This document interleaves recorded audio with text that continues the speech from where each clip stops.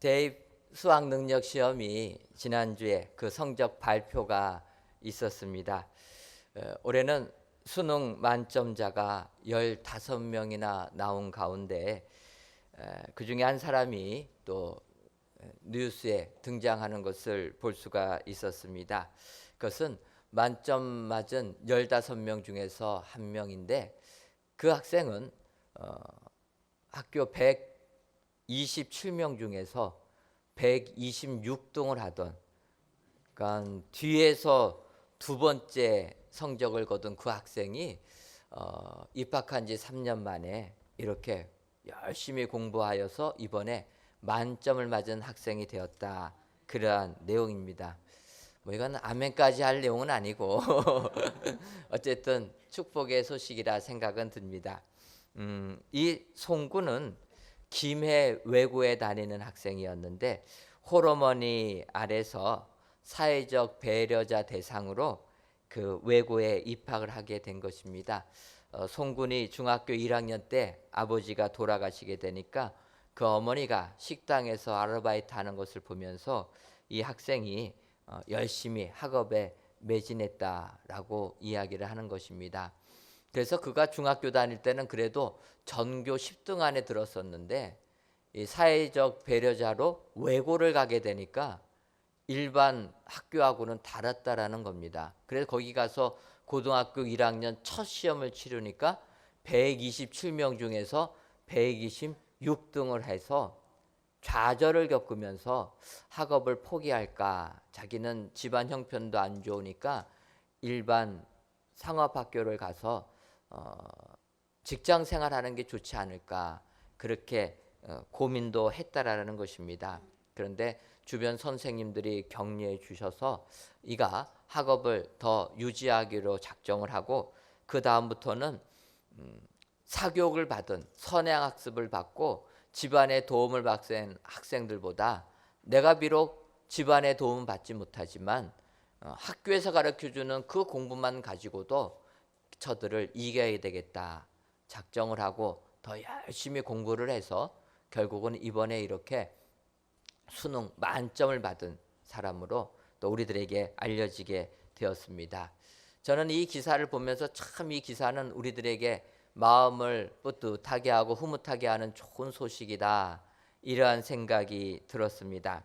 하지만 이 소식은 만점 받은 사람에게는 축복된 결과 발표지만 만점을 받지 못한 나머지 학생들에게는 참으로 마음을 무겁게 하는 소식이다, 이런 생각도 들었습니다. 그것은 제가 전에도 설교했지만 제가 경험했기 때문이라는 것입니다. 저의 초등학교 동창, 중학교 동창이 이 수능을 발표하는 그날 텔레비전에 나왔습니다. 그 나온 까닭은 전교 수석을 했기 때문에 1등을 한 친구였습니다. 그래갖고 그 당시는 수능이 조금 어려워서 이 친구가 만점 중에서 하나를 틀려가지고 그 친구가 전국 수석으로 이제 인터뷰 나오는 것을 보게 되었습니다. 그 전까지는 이렇게 전체 수석하는 사람들은 저하고는 다른 세계에 사는 사람이라 이렇게 생각을 했는데 성적 발표하는 날 텔레비에 나오는 그 친구를 보게 되니까 밥맛이 뚝 떨어지게 되고, 야, 초등학교 때 같이 공부하고 중학교 때 같이 공부했던 그 친구가 전국 수석이 돼서 텔레비에 나오니까 굉장히 비참함을 느끼면서 참 마음이 어려웠습니다. 그래서 같은 동창들한테 전화했더니 다 마찬가지로 힘이 들었다. 여러분, 이러한 소식들은 어떤 사람에게는 축복된 소식이 될 수 있지만 어떤 사람에게는 축복이 안 되는 소식이 될 수도 있다라는 것입니다. 여러분, 공부 잘해서 전국 1등이 되면은 얼마나 축복되겠습니까? 근데 여러분, 우리나라에서 이렇게 전국 1등이 되니까 이 친구가 법대를 가가지고 지금 판사를 하고 있습니다. 교회 문제 때문에 본의 아니게 재판석 쓰다 보니까 이 판사라는 직업이 그렇게 좋은 것 같지는 않았습니다. 그래서 한편으로 위로가 됩니다. 공부 잘해서 1등 해도 판사인데 사실 이 사회에는 그런 직업뿐만 아니라 더 다양하게 또 이 나라와 세계를 위하여서 헌신할 수 있는 직업들이 많이 있게 되는 줄 믿습니다. 어찌됐든 우리가 이 세상을 살면서 이런 소식들은 어떤 이에게는 좋은 소식이지만 어떤 이에게는 좋지 못한 소식도 될 수 있다라는 것입니다. 그런데 이제 대강절을 맞이하여서 가브리엘 천사가 전해준 좋은 소식이라는 제목 가지고 이제 지난주와 이번 주 은혜를 받으려고 합니다. 천사가 우리들에게 전해주는 좋은 소식은 어떤 사람에게만, 한정된 사람에게만 좋은 소식이 아니라 온 인류에게 꿈과 희망을 주는 귀하고 복된 좋은 소식이 되는 줄 믿습니다. 오늘 가브리엘 천사가 전해준 좋은 소식 두 번째 시간으로서 오늘은 마리아에게 나타나서 가브리엘 천사가 전해주는 좋은 소식을 가지고 이 시간 은혜 받기를 소원합니다. 진정 이 세상 사시면서 힘들고 어려운 일들이 많이 있을지라도 하나님께서는 가브리엘 천사를 마리아에게 보내주셔서 좋은 소식을 들려주신 것처럼 오늘 귀한 예배를 드리시는 저와 여러분들에게 좋은 소식을 하나님께서 전해 주실 줄 믿습니다. 오늘 이 시간 가브리엘 천사가 마리아에게 전해준 좋은 소식이 무엇인가 살펴보시고 그 좋은 소식이 여러분들에게 그대로 임하여서 이 세상 꿈을 가지시고 승리하시는 우리 축복의 성도님들 되시기를 주님의 이름으로 축원합니다. 그렇다면 가브리엘 천사가 전해준 좋은 소식은 어떠한 소식입니까? 첫째로 가브리엘 천사가 전해준 좋은 소식은 찾아오심의 소식입니다. 오늘 본문 누가복음 1장 26절과 27절을 보게 되면 여섯째 달에 천사 가브리엘이 하나님의 보내심을 받아 갈릴리 나사렛이란 동네에 가서 다윗의 자손 요셉이라는 사람과 약혼한 처녀에게 이르니 그 이름은 마리아라, 이렇게 말씀하고 있습니다. 여러분, 좋은 소식은 남에게 들리는 것도 좋은 소식이지만 진정 우리에게 기쁘고 좋은 소식은 우리에게 전해지는 소식이 축복된 소식이 되는 줄 믿습니다. 나하고 하등에 상관이 없는 소식은 그렇게 우리들은 좋다라고 느끼지를 못합니다. 결국 우리에게 귀하고 복된 소식은 나에게 임한 소식, 그 소식이 나에게 찾아오는 그 소식이 축복된 소식이 되는 줄 믿습니다. 오늘 천사는 찾아오셔서 소식을 전해주셨다. 마리아라는 여인에게 찾아오셔서 좋은 기쁜 복된 소식을 주셨다. 성경이 말씀하고 있다라는 것입니다. 오늘 가브리엘 천사가 마리아에게 찾아온 것처럼 여러분들에게도 그대로 찾아오셔서 복되고 좋은 소식이 여러분들의 삶 가운데 충만하시기를 주님의 이름으로 축원합니다. 그런데 가브리엘 천사가 마리아에게 찾아왔다라는 것을 보게 되면 우리 하나님은 어떠한 사람에게 찾아가는가라는 것을 알 수가 있습니다. 가브리엘이 하나님의 보내심을 받아서 갈릴리 나사렛이란 동네에 갔다 이야기합니다. 바로 갈릴리 나사렛에 사는 요셉과 약혼한 마리아에게 오셨다라는 것입니다. 여러분, 여기에서 갈릴리라는 땅은 어떠한 땅입니까? 이스라엘 나라의 수도되는 예루살렘보다 한참 위쪽에 있는 갈릴리 지방입니다. 사마리아를 거쳐서 그 위에 있는 지역이 갈릴리 땅이었습니다. 이 갈릴리 땅은 이스라엘 백성들이 가나안 땅에 들어갔을 때 스불론 지파, 아셀 지파, 납달리 지파에게 할당된 지역이었습니다. 그런데 그 땅을 할당받은 이 세 지파가 그 지역에 사는 블레셋 사람들을 다 추방해야 되는데 성경을 보면 그렇지 못했다라는 것입니다. 그러면 결국 이 세 지파는 그 땅에서 블레셋 사람들과 같이 살게 되었다. 여러분, 같이 살게 되면 어떻게 됩니까? 한 땅에 같이 살다 보면 눈이 맞아가지고 결혼을 하게 되는 것입니다.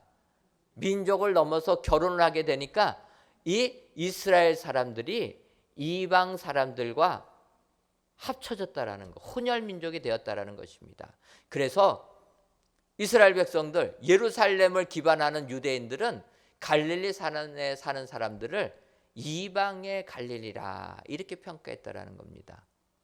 혼혈족이 된 신앙의 순수성, 민족의 순수성을 지키지 못한 호남 민족이다. 그래서 갈릴리 사람들을 천시하고 천대했다라는 것입니다. 여러분, 바로 하나님께서 우리를 구원하기 위하여 예수님을 보내줄 때는 바로 이렇게 천시받는 땅에 사는 사람을 택하셨다라는 것입니다. 지금도 우리는 이 서울에 살고 있습니다. 서울에 살다 보면은 지방에 사는 사람들을 예전에는 무시를 많이 했다라는 거예요. 서울 특별시라, 특별하다고 해가지고 지방에 사는 사람들은 시골 사람이다, 촌 사람이다 이렇게 이야기했다라는 것입니다. 그런데 하나님께서 전해주시는 그 좋은 소식은 그런 사람에게 임하게 된다. 여러분, 이 세상을 사시면서 내가 세상적으로 가진 것이 없어서 좌절하시는 분들 안 계십니까? 이럴 때 하나님께서는 그런 사람에게 오시는 것을 믿으시는 여러분 되시기를 바랍니다. 세상에서 버림받고 세상에서 인정받지 못하는, 그래서 이방의 갈릴리 땅이라 무시당하는 그 땅에 거하는 사람에게 왔다. 여러분 기억하시고, 하나님은 이런 사람에게 찾아오신다는 거 기억하셔서 나에게 찾아오시는 하나님, 그 하나님을 찬양하시는 여러분 되시기를 바랍니다. 더 나아가서 갈릴리 나사렛에 사는 누구에게 왔습니까? 마리아에게 임하였다. 여러분, 마리아는 바로 여인이라는 것입니다. 하나님께서는 요셉과 약혼한 마리아에게 찾아오셨다. 마리아는 연약한 사람이기 때문에 그 연약한 여인에게 찾아왔다라는 것입니다. 요즘에는 여성들의 권위가 많이 상승돼서 요즘에는 조금 안 맞는 것 같습니다. 요즘 시대는 여성 상위 시대라고 하지 않습니까? 인정을 안 하시는 것 같은데 제가 볼 때 요즘에는 여성들이 무섭습니다. 무서워요. 잘못 말하면 큰일 납니다. 권위가 많이 올라간 것입니다. 그런데 지금 많이 여성들이 인정을 받는다 할지라도 아직도 우리 사회는 유리천장이다 이런 말이 있는 것처럼 여성들이 사회에 진출하는 게 어렵습니다. 지금 여성들 어떠한 직업의 리더가 되면 기사에 납니다. 그 나는 게 뭐냐면 여성 최초의 CEO가 됐다. 여성 최초의 지휘자가 됐다. 여성 최초의 별을 달았다. 이런 걸로 나게 됩니다. 그럴 때 여성들은 뭐라고 얘기합니까? 언젠가는 여성이라는 단어가 없을 시대가 올 것이다. 가기가 어려우니까 높은 자리에 올라가면 여성이 됐다라고 하는 것입니다.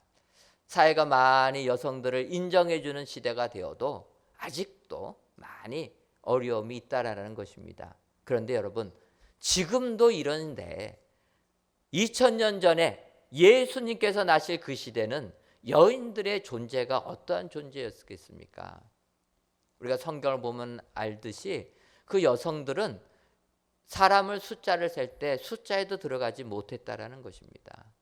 그렇게 인정받지 못하고 무시당하는 존재가 여인이었다라는 겁니다. 그런데 우리 인간을 구원할 예수님이 오시는 그 상황에서는 오늘 천사가 그 존재 가치도 인정받지 못하는 마리아에게 찾아가서 마리아에게 예수님 탄생을 알려주셨다는 것입니다. 그러하기에 찾아오심이 우리에게 은혜가 되고 축복이 되는 줄 믿습니다.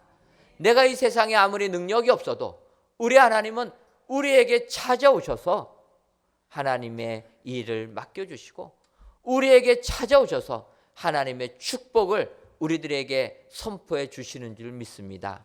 오늘도 가브리엘 천사가 찾아오는 축복을 주었다 기억하시고 그와 동일한 축복이 여러분들에게 그대로 임하여서 오늘도 천사가 찾아오시는 축복의 가정들 되시기를 주님의 이름으로 축원합니다.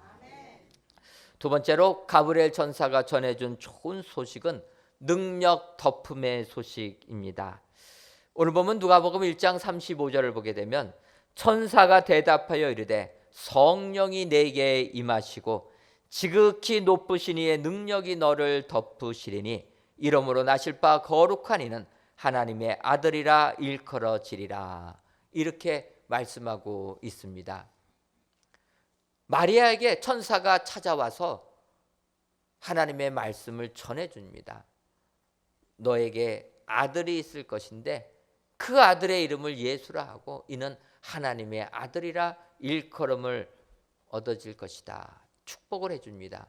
그때 마리아가 천사에게 얘기합니다. 나는 남자를 알지 못하는데 어떻게 아이를 가질 수 있겠습니까? 나에게 나는 아들이 하나님의 아들이 될 거라 말씀해 주시지만 나는 아들을 낳을 수가 없다라고 마리아가 이야기하는 것입니다. 그때 천사가 하는 이야기입니다. 성령이 내게 임하시고 지극히 높으신 이의 능력이 너를 덮으리니 이렇게 되면 불가능이 가능하게 되게 되는 줄 믿습니다. 여러분, 우리는 세상을 살면서 세상의 시각을 가지고 세상을 바라보며 살기 때문에 불가능한 것은 불가능하다, 가능한 것은 가능하다 이렇게 생각하며 산다라는 것입니다. 하지만 신앙인과 비신앙인의 단적인 차이는 성령이 내게 임하면 불가능이 가능하게 된다.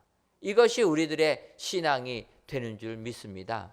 세상 사는 사람들은 내가 원하지도 않았는데 우리 집안, 연약한 집안 만나서 나는 부모의 도움 받지 못하고 이렇게 사는데 내가 이런 세상에서 뛰어난 사람이 되는 거 불가능하다.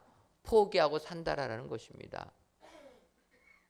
나는 태어날 때부터 건강하게 태어나기를 원했는데 장애로 태어나서 나는 평생을 이렇게 힘들게 살 수밖에 없다. 좌절한다라는 것입니다. 나는 태어날 때부터 부모 잘못 만나서 머리가 나빠서 아무리 공부해도 안 되는 거 나는 그래서 세상 이렇게 살 수밖에 없다. 좌절한다라는 것입니다. 여러분, 세상 사는 사람들은 나에게 처해진 환경을 보면서 좌절합니다. 집안이 안 좋다, 건강이 안 좋다, 머리가 나쁘다, 육신이 연약하다, 좌절을 한다라는 겁니다. 그런데 오늘 성경은 말씀하고 있습니다. 너희는 세상 살면서 세상의 눈을 가지고 불가능하다 보지만 성령이 너에게 임하면 지극히 높으신 이의 능력이 너를 뒤덮으면 너는 능력자가 돼서 세상이 아무리 불가능할지라 할지라도 하나님의 안에서 가능하게 된다. 약속해 주시는 줄 믿습니다. 그래서 우리는 하나님의 능력 덮음이 나에게 임하는 것이 축복의 소식이 되는 줄 믿습니다. 내 현실이 아무리 막막하고 내 현실이 아무리 보잘것없어도 주의 거룩한 능력이 나를 뒤덮게 되면 그 하늘보다 높으신 위에 임하신 그 능력이 나를 덮게 되면 나는 능력자가 돼서 불가능이 가능하게 된다.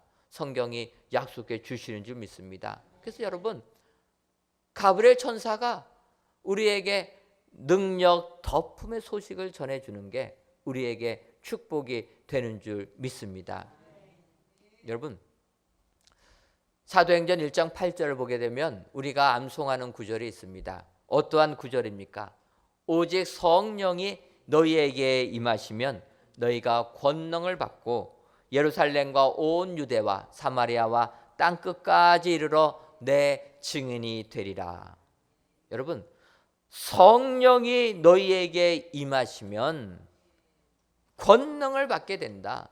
성령이 임하시면 능력을 받게 된다. 성경이 약속해 주신다라는 것입니다. 그러니까 여러분, 우리가 성령이 임하시면 우리는 능력자들이 다 될 줄 믿습니다. 그런데 이 능력은 세상 사람들이 바라보는 능력과는 다르다, 이렇게 볼 수가 있습니다. 많은 사람들이 도구와 목적을 착각한다라는 거예요. 여러분, 우리가 예수님 믿으면 이 세상에서도 잘 되는 줄 믿습니다. 아멘은 안 하시는 거 보니까 예수님 믿고 이 세상에서도 뭐 잘 안 돼도 괜찮겠다, 그렇게 생각하십니까? 그러면 이 세상에서도 잘 되기를 바랍니다. 그런데 여러분, 우리가 예수님 믿으면 하나님이 복 주셔서 이 세상에서 잘 되는 줄 믿습니다. 근데 이 잘 되는 것이 우리가 예수 믿는 목적이 아니다라는 겁니다. 이것은 예수 믿는 목적 아닙니다. 단지 수단이라는 거예요. 왜 그렇습니까? 우리가 지난달에도 총동원 출석 전도회다를 해서 안 믿는 영혼들 교회에 등록시켰습니다. 거의 한 140명이 저희 교회에 등록하셨는데 그 중에서는 예수님을 처음 믿는 분들도 계실 것입니다. 근데 여러분, 예수님 처음 믿고 교회 생활하는데 그 다음날 사업이 부도나면 어떻게 되겠습니까? 그래서 하나님께서 예수님 믿으면 그 사업에 복의 복을 더해 주시는 줄 믿습니다. 그래서 교회 나와서 믿음 생활 시작하면 내 사업이 잘 되고 내 건강이 취함받고 내 가정이 복을 받게 되는 줄 믿습니다. 근데 여러분, 그러한 능력이 목적이 아니라는 것입니다. 그것은 하나님이 주시는 것인데 왜 그렇습니까? 바로 내 증인을 삼기 위하여서, 예수님을 전하는 복음의 증인 삼기 위하여서 이런 물질적인 축복, 세상적인 축복을 도구로 사용한다라는 것입니다. 그러니까 우리는 이 목적을 분명하게 알아야 되는 줄 믿습니다. 주의 능력이 나를 덮게 되면 하나님의 뜻을 이루는 귀한 도구로 사용받게 되는 줄 믿습니다. 이것이 우리에게 축복이요 은혜가 되는 줄 믿습니다.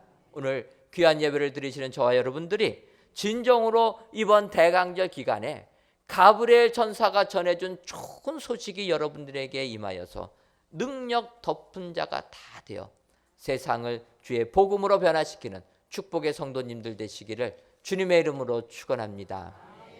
마지막 세 번째로 가브리엘 천사가 전해준 좋은 소식은 증거 주심의 소식입니다. 천사를 통해서 좋은 말, 축복의 말을 전해줘도 믿기가 어려웠다라는 것입니다. 그래서 마리아도 믿기가 어려운 상태에 있을 때 천사가 연이어서 이야기해 줍니다. 누가복음 1장 36절과 37절을 보면 보라, 내 친족 엘리사벳도 늙어서 아들을 배었느니라. 본래 임신하지 못한다고 알려진 이가 이미 6달이 되었나니 대저 하나님의 모든 말씀은 능하지 못하심이 없느니라.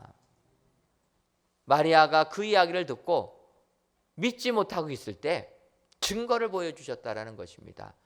마리아야, 너의 친족 엘리사벳이 있지 않냐? 그는 나이가 많아서 아이를 못 낳는다고 했음에도 불구하고 임신하여서 벌써 6개월이 되었다.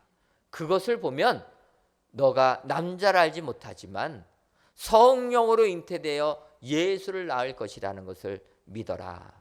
증거를 보여주신다는 것입니다. 여러분, 우리가 믿음 생활할 때 증거를 얻는 것이 축복이 되는 줄 믿습니다. 증거가 있을 때 믿음의 확신이 확실하게 들어오기 때문입니다. 우리가 아는 대로 도마 어떻습니까? 부활하신 예수님, 주의 제자들이 만났다고 이야기해도 그는 믿지를 못했습니다. 내가 진정 예수님을 만져보고 봐야 되겠다. 그때 부활하신 예수님께서 그 의심 많은 도마를 책망하지 아니하고 도마에게 얘기합니다. 손을 내밀어서 못 박힌 내 손을 만져봐라. 창자고 난 내 허리를 만져봐라. 그리고 믿음 있는 자가 되라. 주님이 말씀하십니다. 증거를 친히 보여주실 때 이것이 우리에게 축복이 되는 줄 믿습니다. 왜냐하면 우리는 증거가 없으면 사실 믿기가 어렵기 때문이라는 것입니다. 예를 들면 구약에 보게 되면 믿음의 사람들, 위대한 사람들도 다 하나님께 증거 달라고 얘기합니다. 모세도 그렇고 기드온도 그렇습니다. 특별히 기드온을 보게 되면 하나님께서 기드온을 불러서 이제 미디안 사람들을 물리치라 명할 때 그는 두려워서 증거를 보여달라고 합니다. 그때 하나님께서 첫째로 증거를 보여주십니다. 기드온이 하나님께 예물을 갖다 바치니까 주의 사자를 통하여서 그 예물 바위에서 불이 나와서 그 재물을 다 태워버렸습니다. 번제로 만들어버렸습니다. 여러분, 성냥불도 켜지 않았는데 불이 나와서 그 재물을 사른다면 얼마나 큰 이적입니까? 여러분, 이 정도 되면은 하나님을 믿어야 되지 않겠습니까? 우리 같으면 그 정도면 이제는 완전히 믿습니다. 근데 기도는 조금 믿음이 부족해가지고 그렇게 보여주셨는데, 증거를 보여주셨는데 믿지를 못합니다. 하나님께 기도합니다. 하나님, 이거 갖고는 안 되고 내가 양털을 마당에다 놓을 테니까 아침에 이슬이 내려서 양털에는 물이 가득 차게 하시고 양털 주변은 마른 땅이 되게 하시면 내가 하나님을 믿겠습니다. 하나님께서 어떻게 하십니까? 기도원의 기도 그대로 그렇게 해주셨습니다. 이슬이 아침에 내렸는데 양털에는 이슬이 가득 머물게 되고 주변 땅은 마르게 하셨습니다. 그래서 기도원이 양털을 짜니까 물이 흘러내립니다.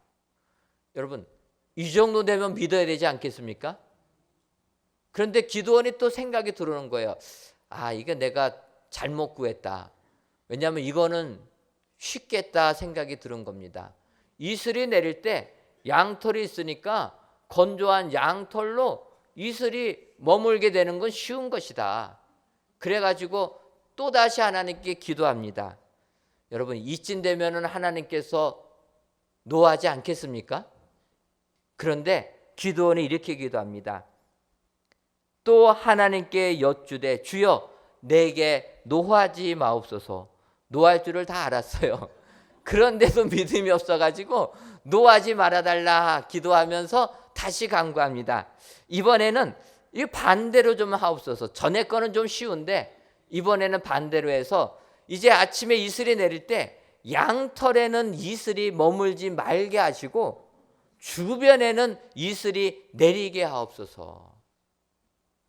기도원이 이렇게 기도하니까 하나님께서 그 기도를 또 들어주셨다는 것입니다. 우리 하나님은 믿음이 연약한 우리들을 다 아시고 우리에게 증거를 주시면서 나를 믿어라 약속해 주시는 줄 믿습니다. 가브리엘 천사가 전해준 좋은 소식은 증거 주심의 소식. 이 소식이 오늘 예배드리시는 여러분들에게 임하시기를 주님의 이름으로 축원합니다. 비록 내가 믿어지지 아니하여도 우리 하나님은 이번 대강절 기간에 여러분들에게 증거 주심의 좋은 소식을 전해주셔서 그 증거를 통하여 하나님에 대한 믿음의 확신을 가지시고 하나님을 위하여 헌신하시는 축복의 성도님들 되시기를 주님의 이름으로 축원합니다.